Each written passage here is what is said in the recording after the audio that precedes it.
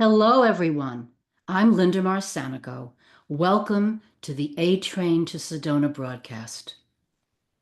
The A Train to Sedona is also the name of a book I wrote, a memoir about my journey to love and compassion. I wrote the book in the hope that my journey would inspire yours.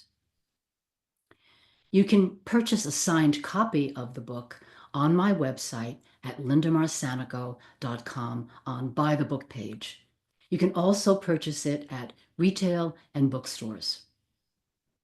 In New York City, let's remember that the A train is an express train, so hop on board.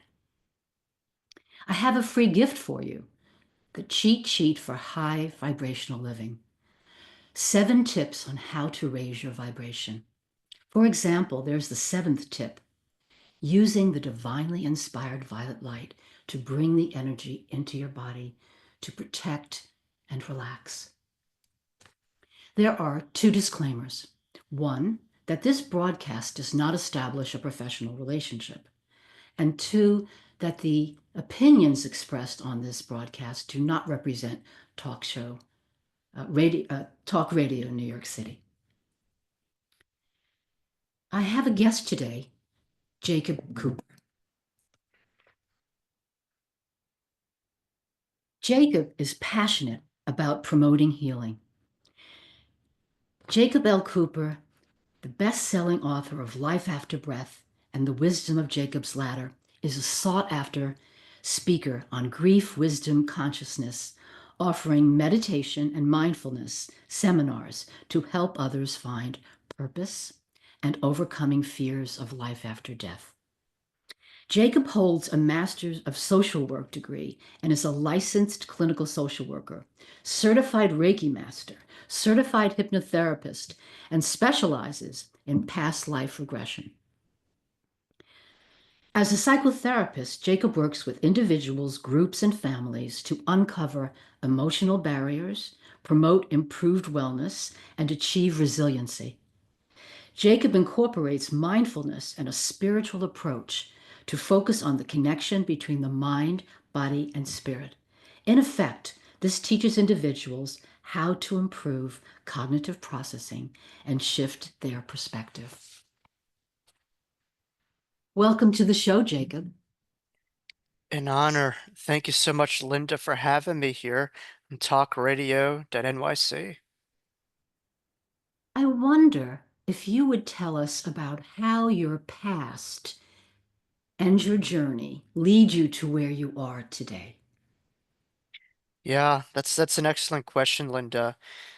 Certainly as a therapist, I really ascribe by that things are not random, that there is a reason for almost anything. And if you pop the hood, you're usually able to find indicative explanations, which really is what science, really is about, other than maybe the concept of a higher reality or God, that everything, in other words, has an explanation.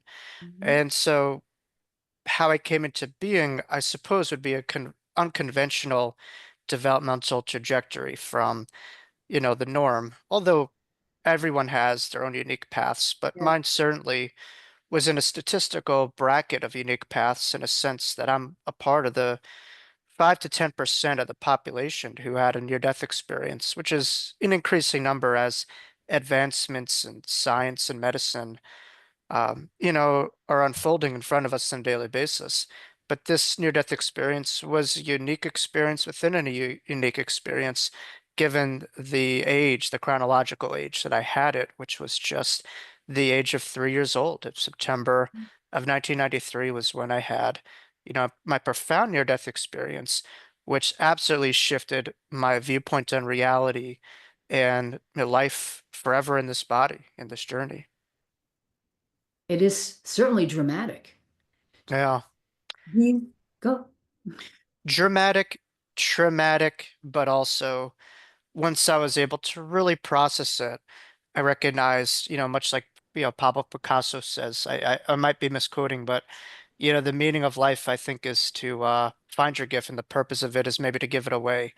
Mhm. And it took me some time to recognize this experience as a gift and the purpose behind it, wasn't to just hold on to it, but to really let it go. That, in other words, life, two things could be true at the same time. Life could be personal, but it's Mhm. not always about you. It really is about the ripple effect, to really transforming what you walked into to defining it as your greatest triumph. Yes. I'm wondering if, because of the NDE, we'll call near death experience NDE from here on in Yeah. the broadcast, you found the gift of clairvoyance. Yes, absolutely, which is quite common for people who have near-death experiences. A lot of top-tier mediums, in fact, that you see in the public have had some degree of a spiritual transformative experience or a near-death experience.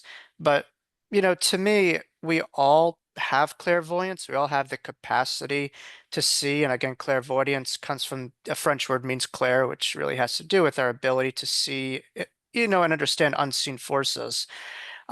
We have, I believe, five clairs or four clairs. I sometimes get mixed up, but yes, clairvoyance, that capacity to see. But we all have it. It's just sometimes those things are buried, and through a shakeup of the physiological body, we're able to really tap into a higher mind and a higher consciousness that we're always there, but sometimes we're not privy to at all times in the human journey. I'll get back to that a little later in the broadcast. I'm wondering about the role of spirituality in your life. It's my oxygen, and I think it's the global oxygen. I'll give an example. Within a near-death experience, the difficult part is the color scheme, the colors that we have in our world are largely based off of the colors from the sun. That's the spectrum of colors that we have in this reality. In a little bit, when I really delve into potentially my near-death experience a little bit more, the difficult part is that was connecting to an eternal light, which goes beyond any measurable or describable light that we have in here. But much like the sun and the planet have an interdependence with each other, so too does our inner light on one another. In other words, our microcosmic light impacts the macrocosm. And so that's the interdependence. Much like, and I think we could learn a lot from the laws of nature. Just as the earth depends on our sun, this reality and continuity in this reality is dependent on our ability to really remember and embody the light inside each and every person. So, would you say that your inner light was recharged or shaken up to to shine more brightly as a result of the NDE? Yeah, absolutely. I think there's a tremendous association of beliefs and behaviors and information influencing beliefs, which influencing our behavioral engagement with the world. And so a lot of people walk around with what we call an ego or just Mhm. a set characteristics of self-perception. And many times the issue with that is that it's quite limited. And oftentimes I'll ask people in workshops to point to themselves and they'll point to a body, or maybe they'll point to a job or a spouse that they're, connected to. And I said, well, when all those things go, then what are you? Are you not existing? Are you not, gonna go on? And so the point of real spirituality is to really understand the laws of nature, the laws of reality, that we live in a very finite existence, but we're infinite beings. And the important things is really to have a value systems of the things that matter, the things that are important, and to let go of the small stuff a lot of times and to recognize the temporary nature, of all these things. And so I always say when you're driving a car, you may not know what's around the corner, but if you know there is no ending, or rather there's a soft landing, it becomes an easier road and you're able to have a lot more resilience among the journey. So I think having a sense of spirituality really partners with mental health, as well as a fostered sense of resilience from our sense of trust and faith. belief, and even on a further basis, even a knowing, Mhm. which is undeniable, shadow of doubt, understanding of things, proof I know. beyond doubt. Yeah. Yes. Yes. I feel that my faith comforts me. I pray all the time, not Mm, in a dogmatic way, although sometimes I'll recite an early prayer. And I say, God, what do you think about this? Would you give me some information about this? Thank you so much for that. It's just a walking commentary yeah. in this world today is very, very helpful. And I do feel connected. And it's actually one of the tips in my book that faith and the sense of connectedness that we get from it, because God is always speaking to us. But if I'm too distracted, I can't hear the voice. I can't get the little prompts or the big prompts that are going to come through. So Yeah. faith and prayer are very important to me. Yeah. Well, I love that quote that said, prayer is talking to God, and meditation, which I'm sure we'll get into, is a way of listening to God. But it leads to soul empowerment. I mean, so many people live their lives from the outside in, meaning something's happening externally in the world, and that, really is impacting, understandably, their inner reality. And I think spirituality, in a nutshell, is governed by a statement that his name is Rumi. He was like a philosopher, and I'm sure many people heard of Rumi, but he had a quote that said, yesterday I was smart and I wanted to change the world, and today I was wise and I decided to change myself. And by that I mean you don't have to go to you can go to like a Tony Robbins things and have a whole self revamp thing. I think those things are great. But by changing the self, I mean changing consciousness, changing the vantage point that we're looking at life. And oftentimes, if we're fixated on the outside, we're seeing a lot of problems. But if we're really tapped in within, like as you said, we could find a lot more solutions. Letting go of what doesn't serve us is essential. Mm, If we become angry or grief stricken or resentful, to work on the issues, to grieve them, to acknowledge them, grieve them, and let them go really lightens us. It just makes life yeah. all the more magnificent to see the light rather than, as you said before, the perspective of anything problematic or dark. We can make a choice. I mean, compassion is an everyday experience, Yeah. and it's a choice. Absolutely. Healing is not self-abandonment. I think if you want to heal, you have to allow yourself to feel. Those two work hand in hand. But yes, continue to ascend through the experience. And I find transformation was birthed out of the ashes of pain many times. It's that phoenix out of the ashes, no pun intended with the Sedona theme, but Oh, Sedona, my beloved city. you could tell we love Arizona, and certainly we could talk Zona all day because that is where, in many ways, I'm sure our hearts are, and many others too. It's a wonderful place. So our viewers might take note of the photo image of Bell Rock Yeah, in the background of Jacob's uh, office.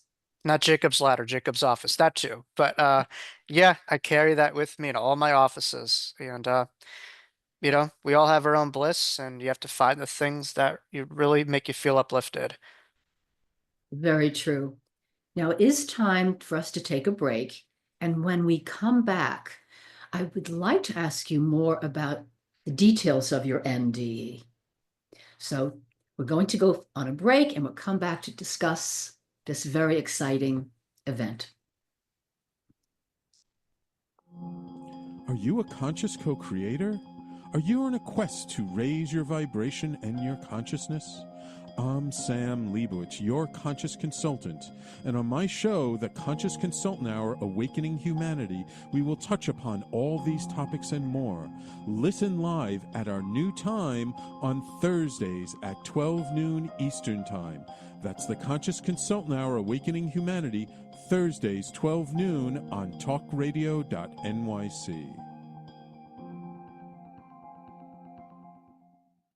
Are you a high-achieving, growth-oriented leader? Are you interested in developing your authentic leadership while creating a healthy, inclusive workplace? Hi, I'm Dr. Mira Brancu, host of The Hard Skills on talkradio.nyc at 5 p.m. Eastern on Tuesdays, where we discuss how leaders develop the hard skills needed to make a greater impact. We interview experts, have live coaching, and tackle these challenges. Listen to the hard skills on Tuesday at 5 p.m. Eastern on talkradio.nyc. If you don't have your health, what do you really have? It's time to feel good in your body and shift from struggle to ease.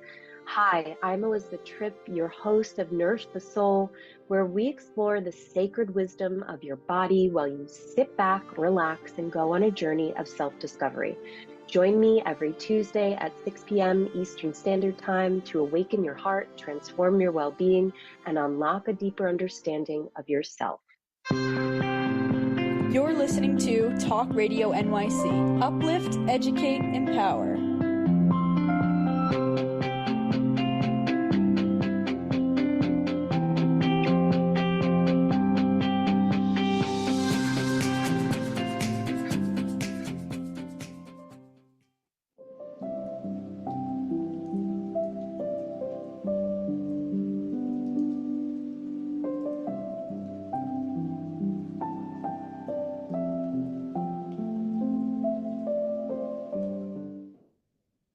Hello, everyone. Welcome back to the A Train to Sedona with my guest, Jacob Cooper.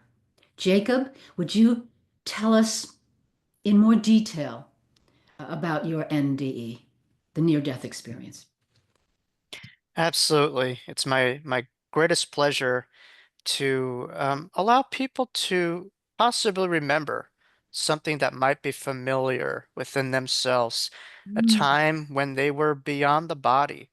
I do believe at this juncture in time, more and more people are tuning into NDEs and afterlife phenomenon because there is a part of recollection, a part that's familiar, that's gravitating them to hearing these stories. And that part is the soul, which knows it's eternal, which knows its vastness, and is unlimited by the body or any type of programming that we've really ascribed to in a limited sense of self. But September of 1993 was when I had my near-death experience. I was just the chronological age of 3 years old.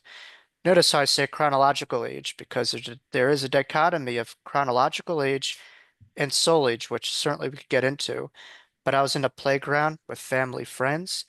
I suffocated in the playground while climbing a ladder going into a slide due to results of contracting pertussis, otherwise known as whooping cough, which to this day was the scariest, most traumatizing moment of my life without sugarcoating it. But from losing all sense of my connectivity to breath, I was able to surrender to a breath that we all are eternally connected to, which I refer to as the breath of eternity, which is something that we're all created from. And from losing my human breath, surrender to the breath of eternity was when everything really opened up. But the last piece that I remember within myself was my brain's deprivation of oxygen. And I felt my brain just snap or crack in half due to the deprivation of oxygen.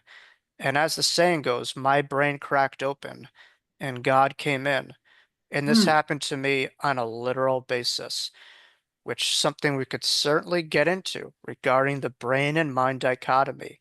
But once my brain cracked open, and I surrendered to this eternal breath, was when everything opened from my awareness to all things that are around each and every one of us at all times, that sometimes we have our blinders on and our human filters, but does not mean that they're not there. We could think it, but it doesn't change the reality that we have so much love and so much divine beauty around us at all times of our human journeys.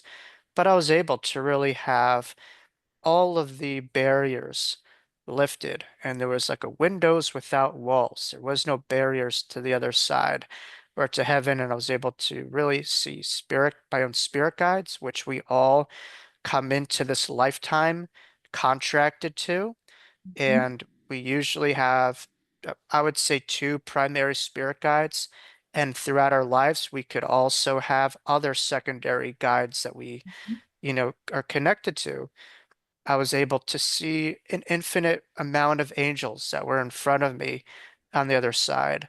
I was able to see my spirit family or soul family that was there on the other side, as well as awareness of past lives, awareness of God, Christ consciousness, you name it. So this was the ultimate crossing over experience that I had. But the most interesting piece was the majority, I would estimate, give a rough estimate that around 70% of near-death experiencers are really suggested by the spirit realm that it's not your time. There's stuff to continue to do on this earth school.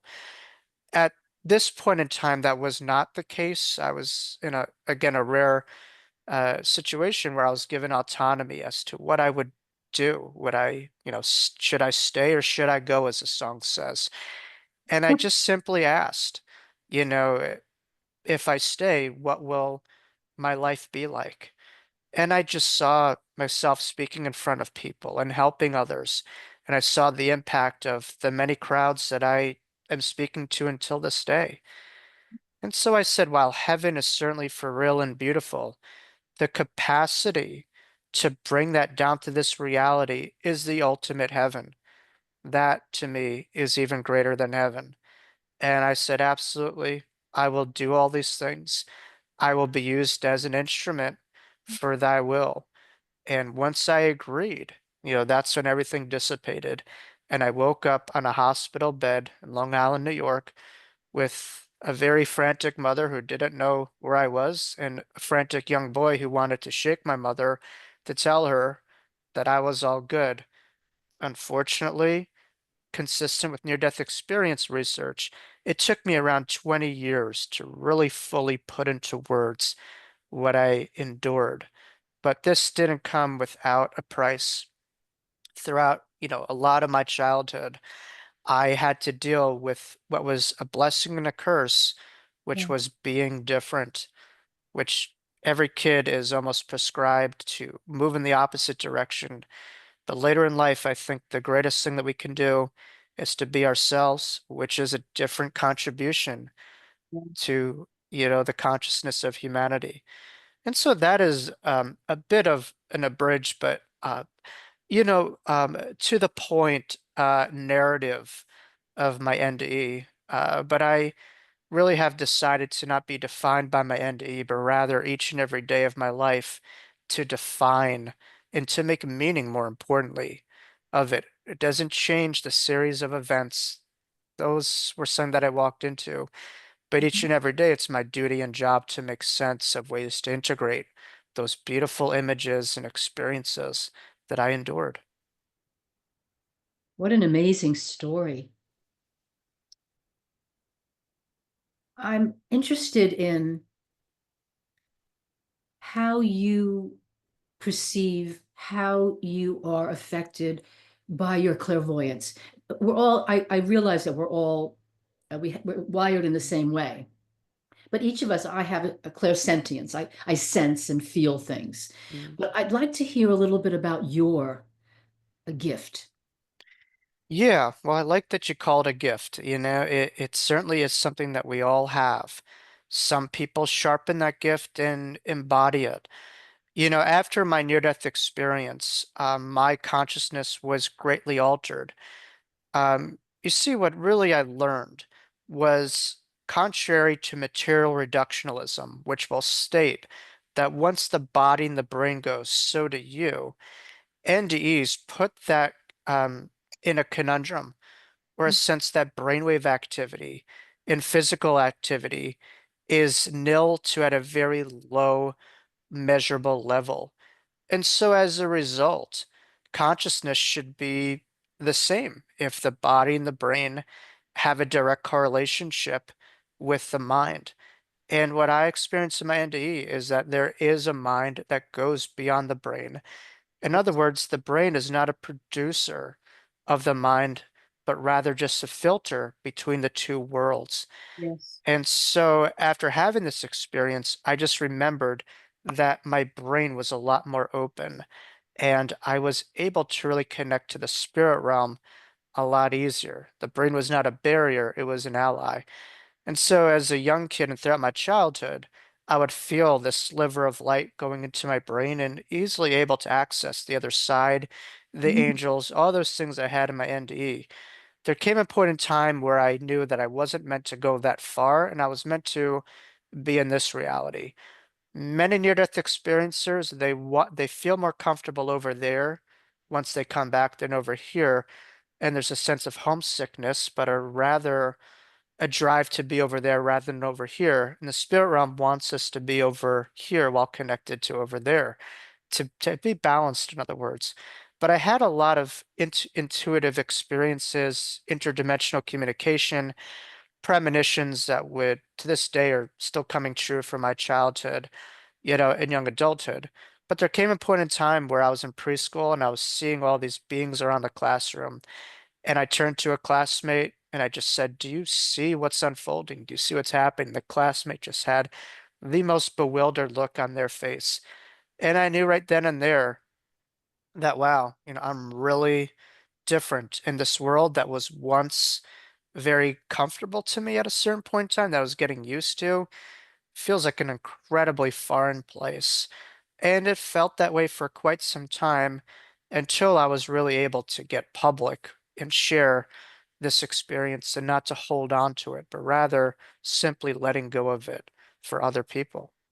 But to answer your question, clairvoyance was always a part of my life, but it was more of a nuisance as a kid than anything else. I wouldn't walk around calling it psychic or intuitive, although psychic carries a lot of pathology to most psychics anyway, with the media depiction of it.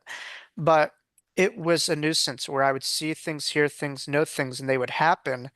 And I would just say, can't I just live without knowing all these things? It was more of a nuisance than anything else. But there came a certain point in time where I was able to really understand that as a gift, as you said, rather than a curse. I would imagine you would have to be very grounded because you want to be here. Because when you're grounded, you can be more involved in doing the work that you chose to do when you were given the choice. Yeah. Do you want to stay? Are you in or are you out? Do you want to go Yeah. back to the third dimension? So being grounded is a centering point. Absolutely. And so many of us came in here for the sensual pleasures of the earth, the fragrances, the Mhm. sounds, the smell. And yes, you do have that on the other side, but it's a different vibe, the physical experience. And so we're here to really fully maximize that experience, to be connected with our, obviously upper chakras aligned to the higher realms, but also feet on the ground. When it's our time, we'll be there. But I've really come to learn that much of our heaven is a lot in terms of how we live here and the lives that we impact and the enthusiasm that we have. And I use the word enthusiasm because that comes from the word entheos, which means the inner God. And when we're enthusiastic, we're connecting to our inner divinity. And so finding those things that you love, they're not trivial, they're divine. That's a beautiful explanation, Jacob. Of course, I'm very interested, and we're getting ready for break, but I'm very interested in when you talked about your brain cracking in Mhm. half. Yeah. Perhaps you could say a little bit and then we'll have the break, but just introduce us to it, if you would. Yeah, it felt like I was plugged in the wall this whole time, and all of a sudden that plug was just yanked from that wall. And I just felt this incredibly loud sound, and just as if my whole brain felt like it just snapped in half. It is funny if you're familiar with James Van Praagh. He's well-known intuitive, and I just had one of his co-hosts on, a conversation with one of his co-hosts, and she had a book also that was called Cracked Open, and she had a similar NDE as well. And so that was the first time I've ever heard anyone in my life that also had this similar experience, which allowed more universality and less isolation with this phenomenon. But all it is simply is getting out of our own way and really understanding the brain and what it's there for. And certainly we can really highlight the brain as brain health, to me, is mental health and spiritual health in many ways. So we're going to take a break, but when we come back, I will have a question or two about the brain cracking in half. Yeah. Yeah. We're off to having a break now. Are you a high achieving, growth oriented leader? Are you interested in developing your authentic leadership while creating a healthy, inclusive workplace? Hi, I'm Dr. Mira Broncu, host of The Hard Skills on talkradio.nyc at 5 p.m. Eastern on Tuesdays, where we discuss how leaders develop the hard skills needed to make a greater impact. We interview experts, have live coaching, and tackle these challenges. Listen to The Hard Skills on Tuesday at 5 p.m. Eastern on talkradio.nyc. Hey everybody, it's Tommy D, the nonprofit sector connector, coming at you from my attic. Each week here on talkradio.nyc, I host the program Philanthropy in Focus. Nonprofits impact us each and every day, and it's my focus to help them amplify their message and tell their story. Listen each week at 10 a.m. Eastern Standard Time until 11 a.m. Eastern Standard Time, right here on talkradio.nyc. Are you a conscious co-creator? Are you on a quest to raise your vibration and your consciousness? I'm Sam Leibowitz, your conscious consultant, and on my show, The Conscious Consultant Hour, Awakening Humanity, we will touch upon all these topics and more. Listen live at our new time on Thursdays at 12 noon Eastern Time. That's The Conscious Consultant Hour, Awakening Humanity, Thursdays, 12 noon on talkradio.nyc. You're listening to Talk Radio NYC at www.talkradio.nyc. Now broadcasting 24 hours a day.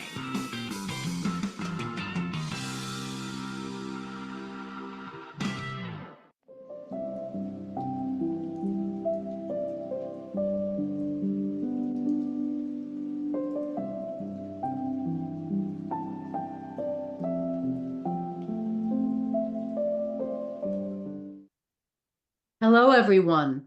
Welcome back to the A Train to Sedona with my guest, Jacob Cooper. Jacob, I'm wondering if there was any imaging done on your brain to see any changes anatomically after your NDE. No, but I really wish that I had.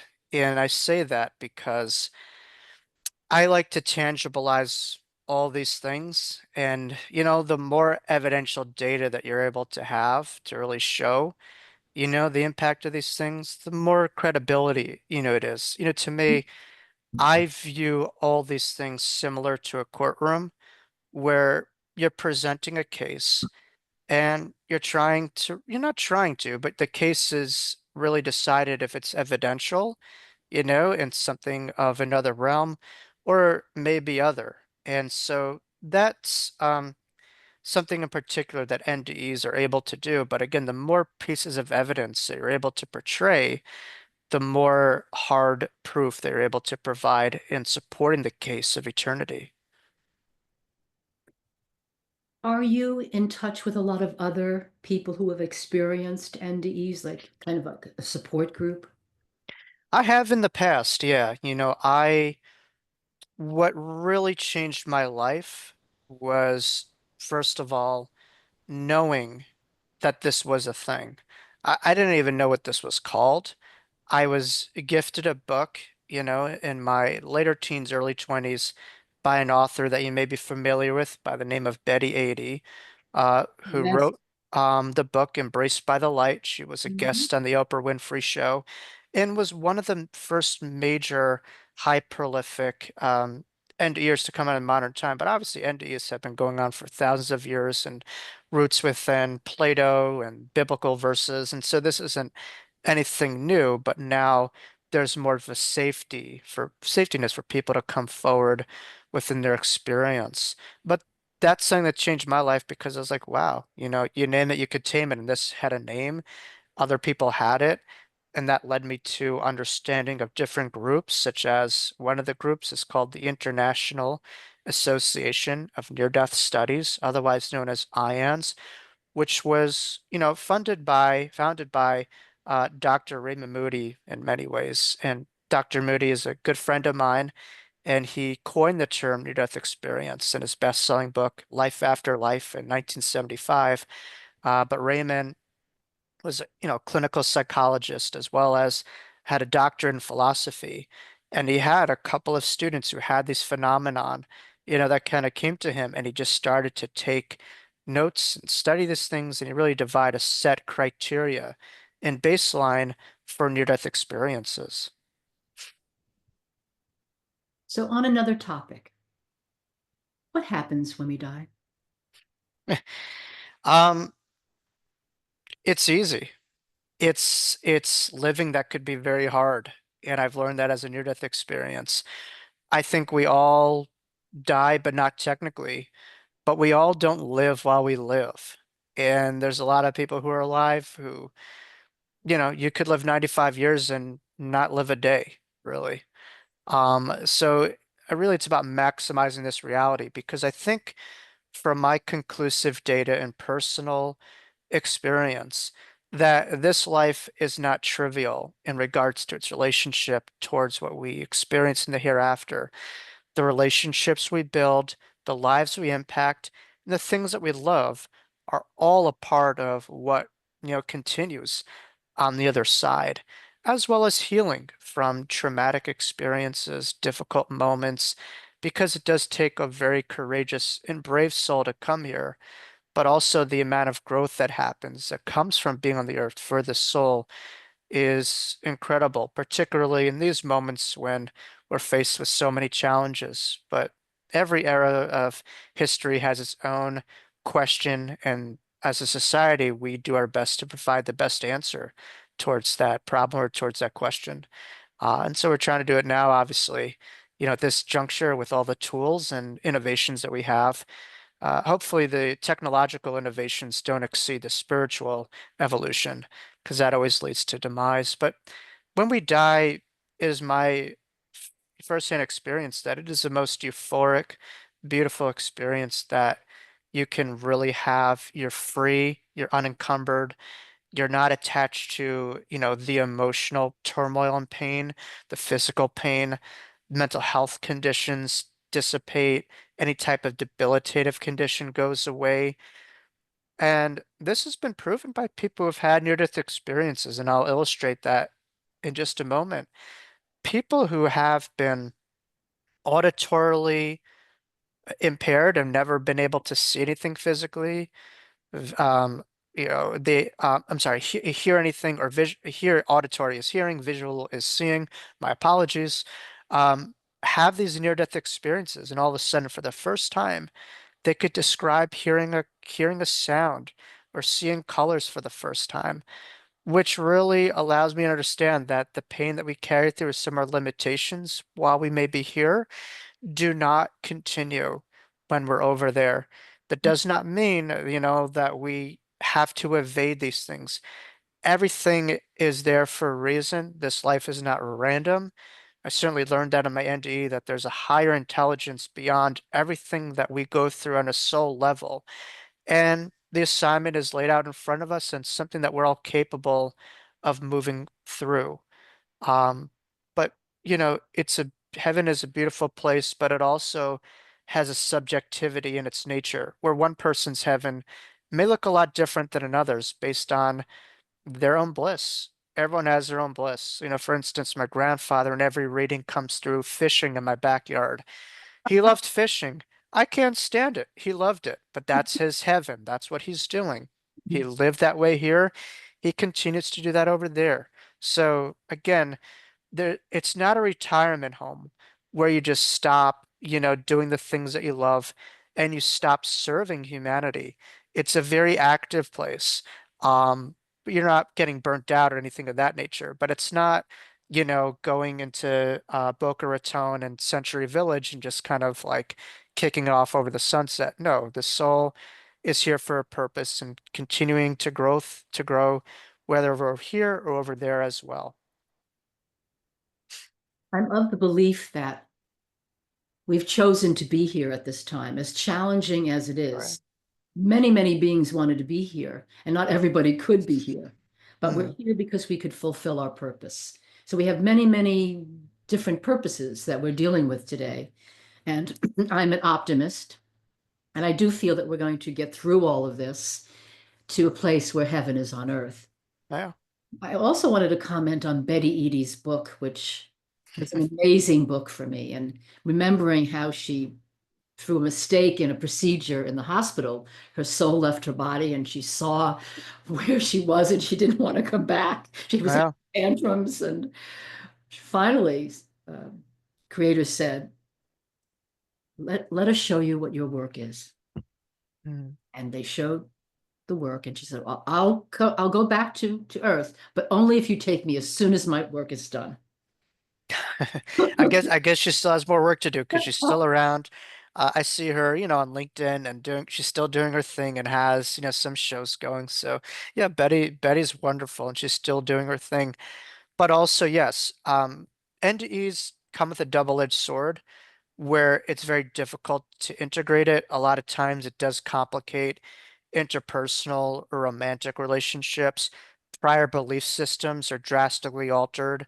A lot of people who might be agnostic, atheistic, or traditionally religious usually gravitate to a more spiritual orientation, and they like things of more sensitivity. They're more sensitive to sounds, to smells, to colors. There's more of like a gentleness and a softness that they, gravitate to in this life. Um, and I like the quote that Raymond had a book that said God is bigger than the Bible, but I also say, the afterlife is also bigger than religion. It might have an angle towards it, but spirituality doesn't exist because of religion, but many ways despite of it.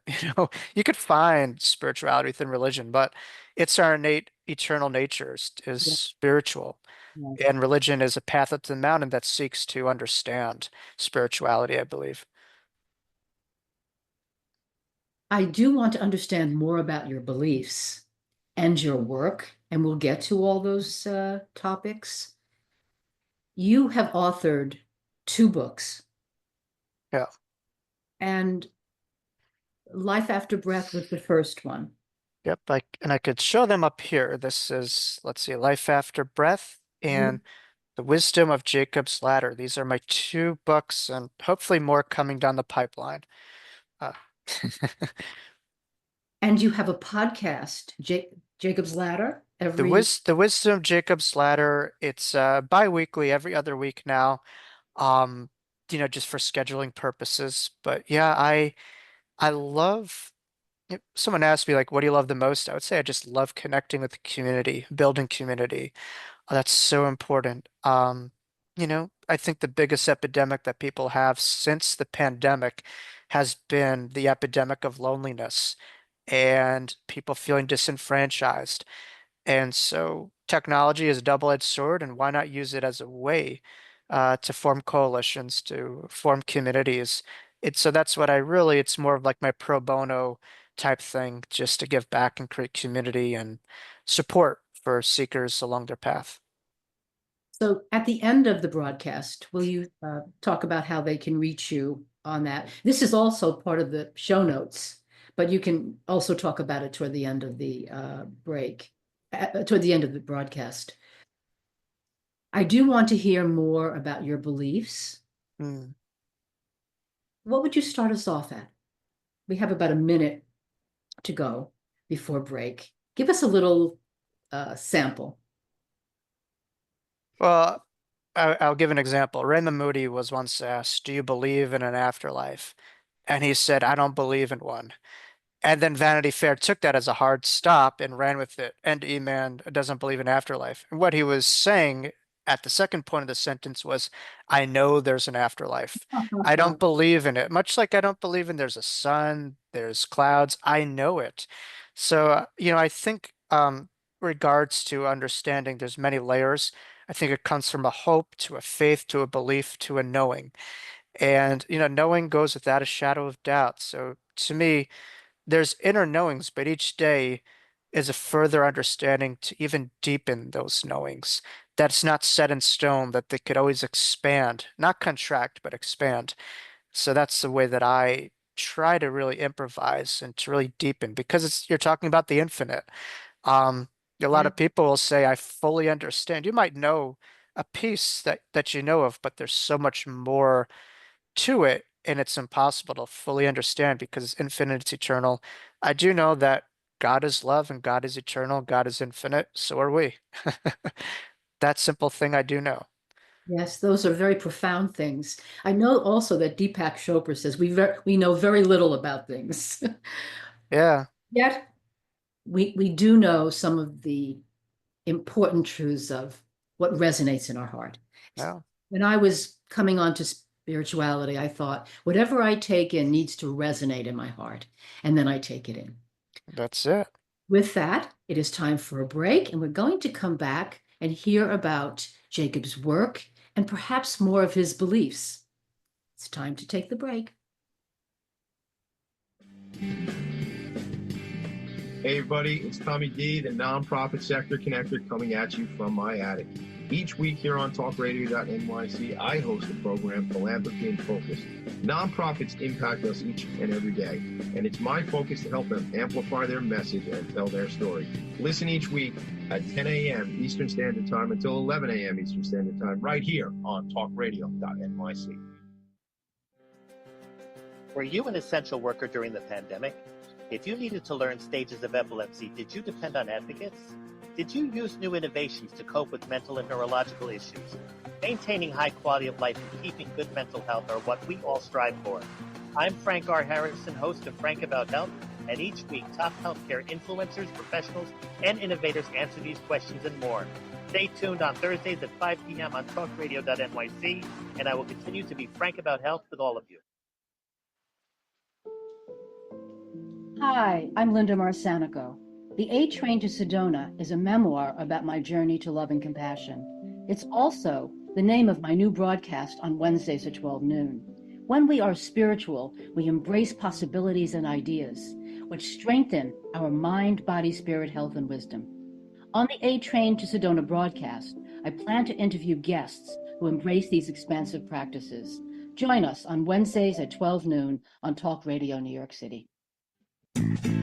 You're listening to Talk Radio NYC at www.talkradio.nyc. Now broadcasting 24 hours a day.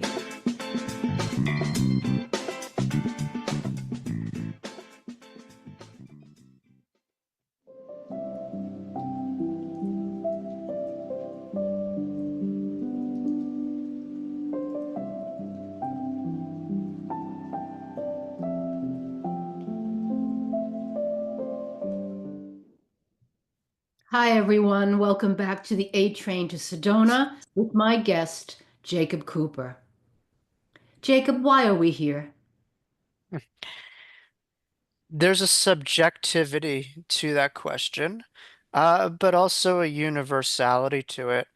I think in many ways it's been my experience is, you know, someone who I was very close to, my grandfather, had a tombstone and has a tombstone. Not had, he didn't come back and reincarnate and but has a tombstone. And on the tombstone it said, he made the world a better place. Hmm. And how do people do that? And how do we measure, that?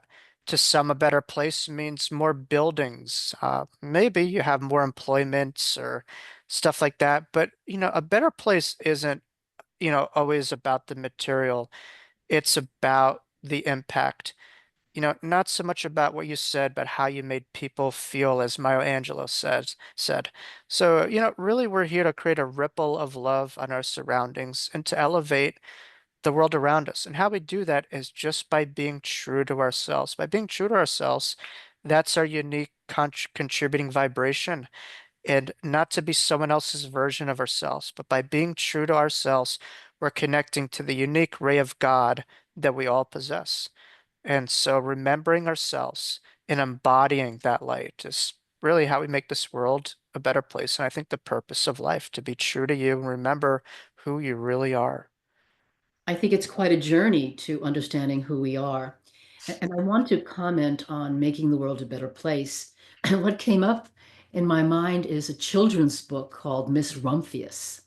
And Oh, Rumphius was an aunt of this young girl, and she grew up talking about how Miss Rumphius would go around the world and meet people of importance and how she did things in her work. And then Miss Rumphius grew ill and she planted flowers, lupine flowers, all over the meadow. Mm. And all over the meadow, you saw these beautiful flowers. And we're told that Miss Rumphius did that to make the world a better place. Mm. And so Wow. it could be something as simple as planting flowers. It could be smiling at people as you walk down the street. I think of a smile as a burst of sunshine, a Yeah. burst of love. That could make somebody's day. And I know that people have smiled at me, and it's just helped me so. Yeah. Took it with me and went with it. So making the world a better place with that ripple effect, we affect everyone.